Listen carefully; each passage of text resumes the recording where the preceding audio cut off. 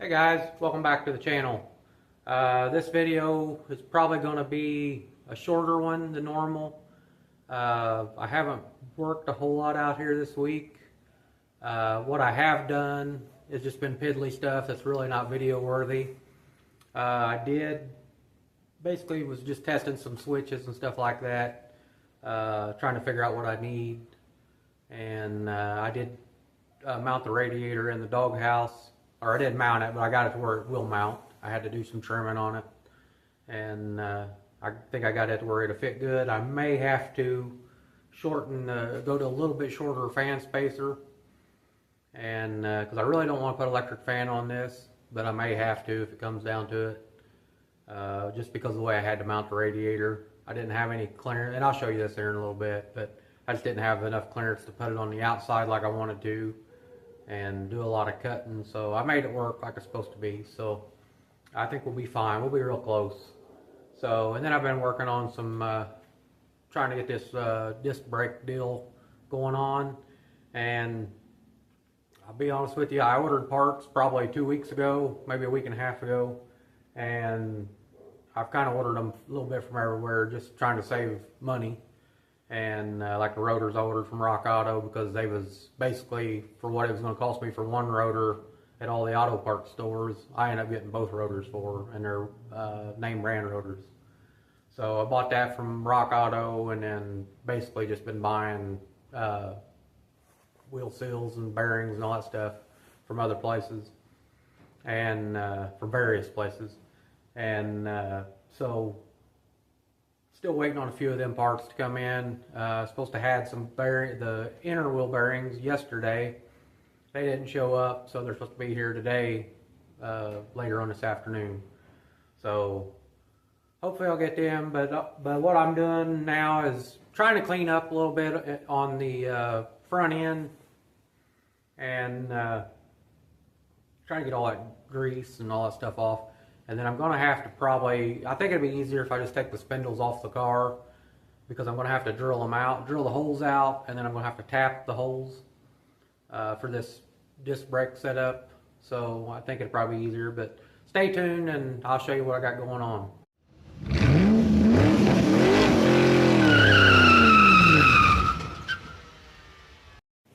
Alright, so I'll quit shaking the camera here.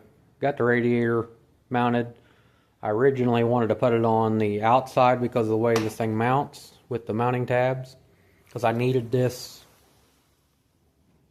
to be basically on the other side of this, and that didn't quite work out the way I wanted it to. So I ended up mounting it basically the way it's supposed to be mounted, the way it would be mounted in a 54 Chevy or whatever.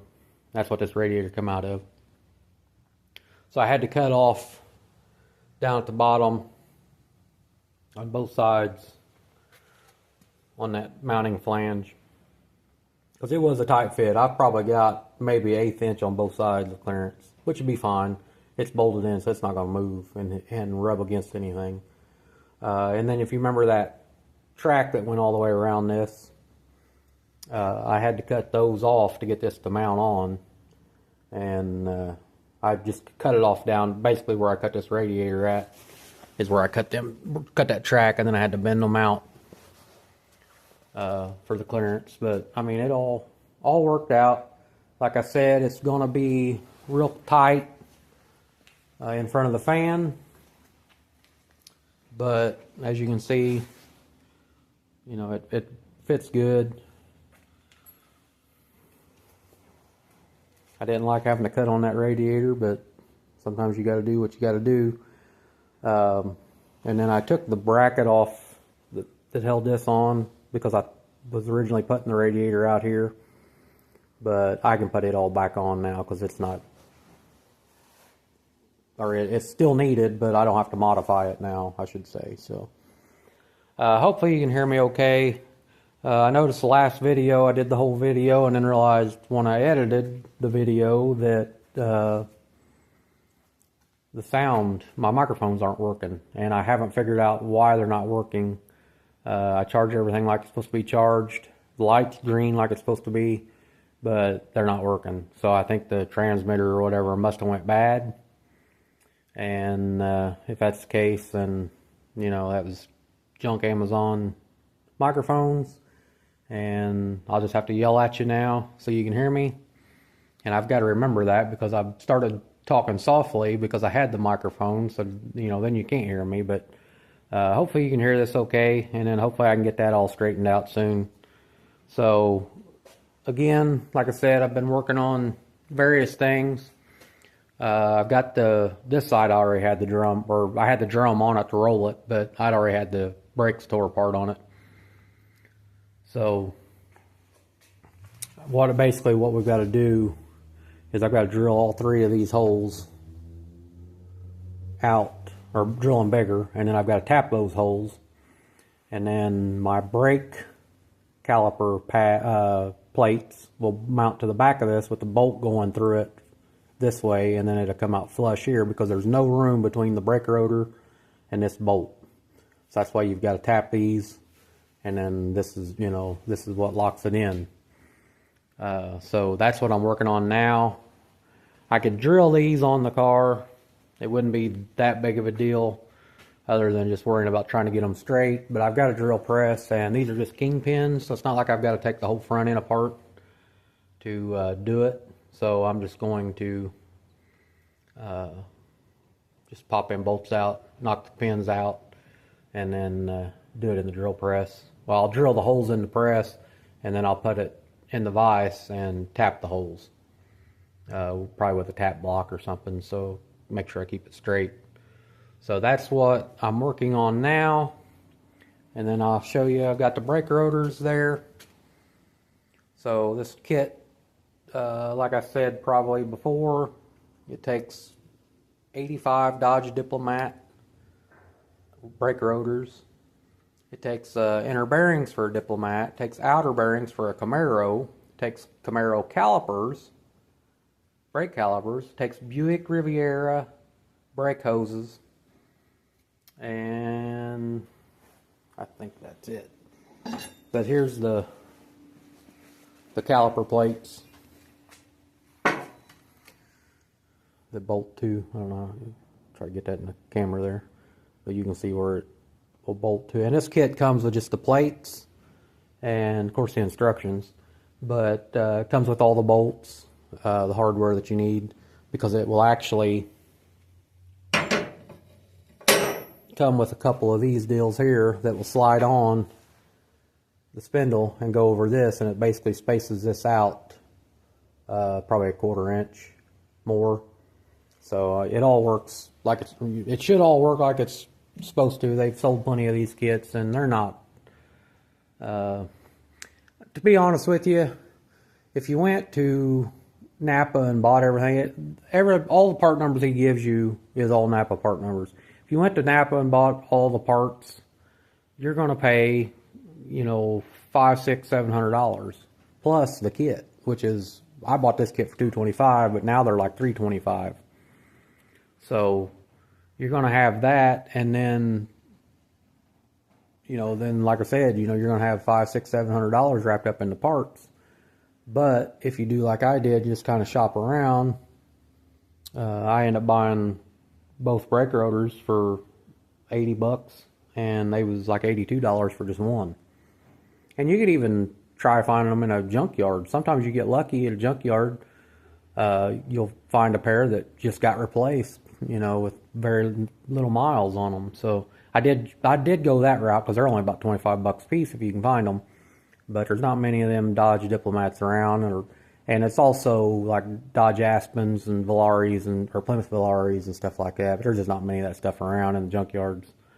So it's a little harder to find. Diplomat's a little easier to find, but even that, you know, they're getting scarce too. The one junkyard local to me that showed they had a couple brake rotors for a Diplomat, I called them and they had just crushed the car like a week before, so I missed out on that one, but that's okay. Gonna have new rotors on it, and I'm gonna go ahead and probably put new rotors on the back too, even though I could clean the ones up that are on it.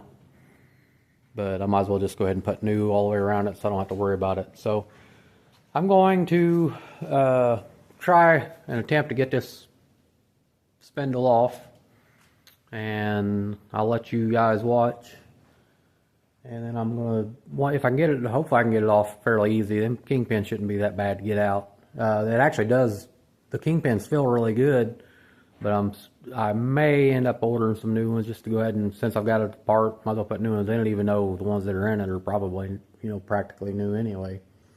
But I'll inspect them and see what they look like. But right now they're really tight, so it wouldn't hurt anything if I did put them back in. So I'm going to attempt to do that, and then I'll be right back with you.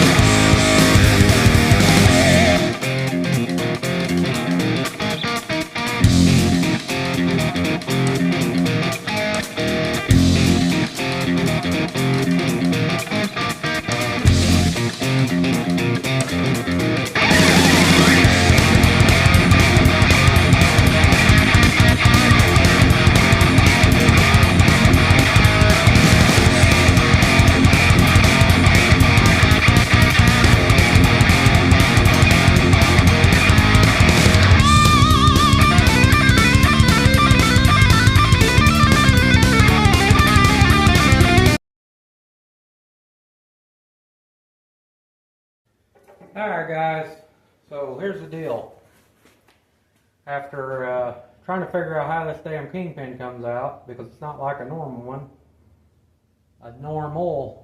I should say, I had to get my manual out for this car, and there's a pin in here that you got to drive through. I tried knocking on it a little bit and had no luck at all even budging it. What I should have done from the get-go, so the instructions say you've got to drill these holes out to a 37/64 drill, or with a 37/64 drill, and that is what my chart says to be able to tap a 5/8 by 18 thread. Well, these holes are already 9/16. I didn't know that. And the drill bit, I couldn't find the drill bit that I needed.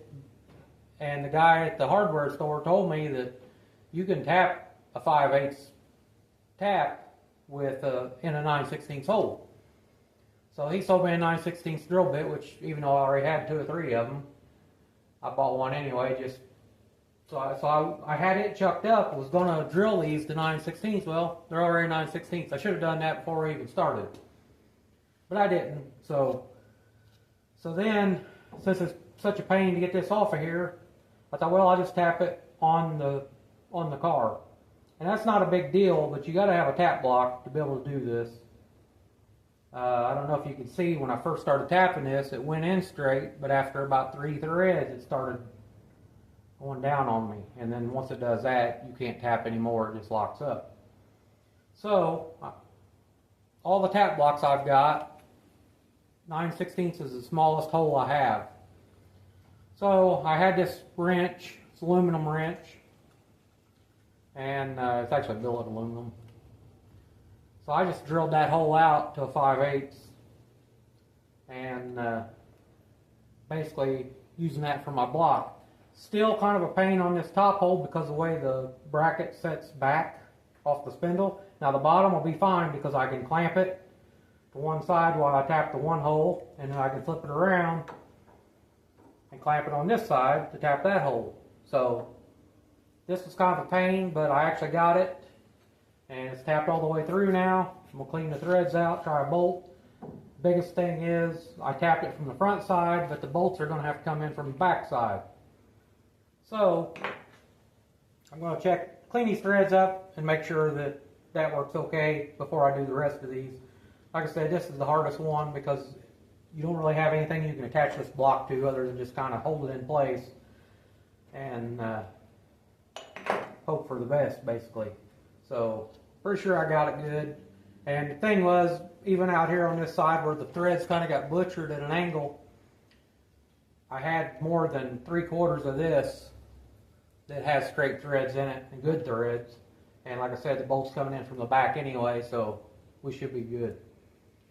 I'm going to check that. And then one other thing I'll have to do too, on this steering arm, these have the 9/16, hopefully you can see that.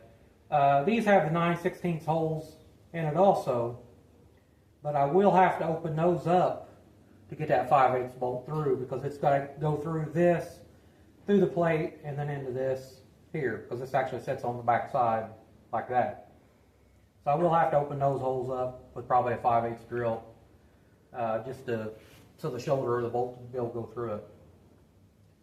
So hang with me there.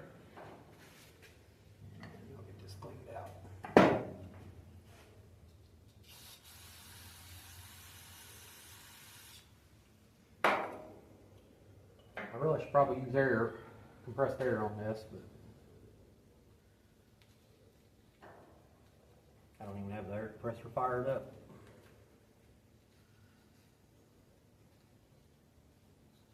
But this should be fine. Okay. So we'll get the bolt. It'll be one of those short ones anyway, so give that a whirl. So what you want to do with this when you put this in is, I mean, it don't have lock. I guess it does have lock washers. It's kind of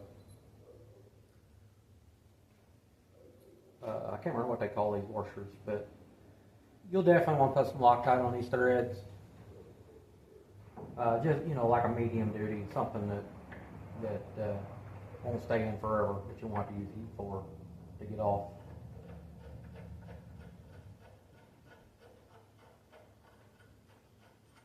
So there you go. Bolts right in. Just like it's made for it. So by the time it goes through all the brackets and everything, just tighten right up, and it should go about flush like that. That's all. You don't want it going out any past that, because that will be into your rotor, because you've got just a little bit between the rotor and this bolt. So that's going to work out great, guys.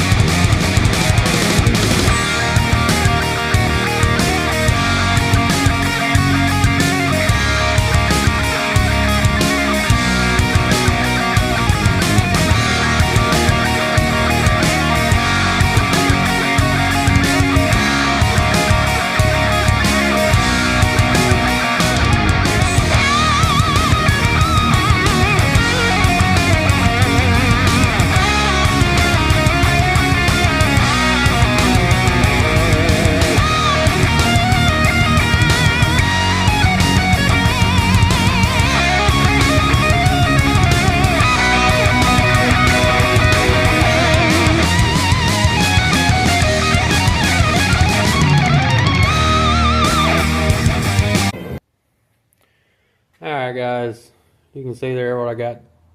If you can kind of see the threads there. Not real good lighting, probably hopefully get my finger out of the way. Yeah, you can see I got it threaded in there.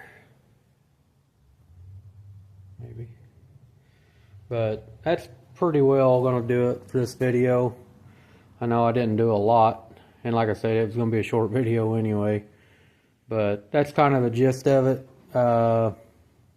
You seen I had the bolts, all 3 holes had the bolts in it.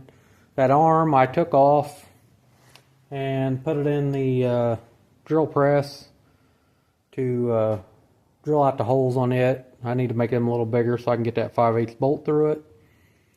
And my drill bit is junk, and I need to go get some good ones or try to sharpen that one. So that's going to do it for this. Probably won't be out here much this weekend. Maybe one day, like maybe Sunday or something.